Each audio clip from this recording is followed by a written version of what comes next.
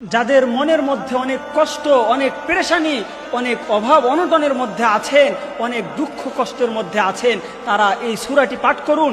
এই সূরাটি পাঠ করলে আল্লাহ পাক রব্বুল আলামিন আপনাকে এমন বরকত দান করবেন, আল্লাহ তাআলা আপনাকে এমন সম্পদ দান করবেন যেটা আপনি কল্পনাও করতে পারবেন না। প্রিয় ভাই, প্রিয় বোন, সূরা আপনি 10 নম্বর পারায় যখন আপনি খুলবেন, শুরুতেই দেখবেন ওয়ালামু আন্নামা গনিমতুম মিন শাইইন ফাআন্না লিল্লাহি খুমুসাহু ওয়া লিররাসূলি ওয়া লিযিল কুরবা। আপনারা এই সূরাটি পাঠ করেন। সূরা 10 নম্বর পারা খুললেই আপনি ওয়ালামু আন্নামা গনিমতুম মিন শাইইন এখান থেকে আপনি পাঠ করেন। আল্লাহ তাআলা আপনার বালা মুসিবত দূর করবেন, আপনাকে রিজিক দান করবেন এবং আপনার অভাব অনটন পেরেশানি সবকিছু দূর হয়ে যাবে।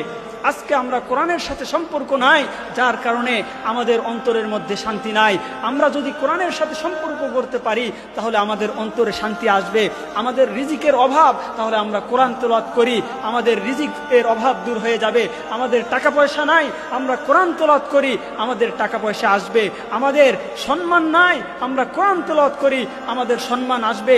আমাদের পরিবারের মধ্যে অশান্তি দেখা দিলে আমরা কোরআন তেলাওয়াত করি, পরিবারের মধ্যে শান্তি আসবে। স্বামী স্ত্রীর মধ্যে মিল নাই, আমরা কোরআন তেলাওয়াত করি, আমাদের মধ্যে মিল মহব্বত আসবে। তাই প্রিয় ভাই, আমরা আল্লাহর সাথে সম্পর্ক গড়ি এবং কোরআনুল কারীমের তেলাওয়াত করি। আল্লাহ তাআলা এই কোরআনের বরকতে আমাদের জীবনকে উজালা করে দিবেন, আমাদেরকে আলো দান করবেন, নূর দান করবেন।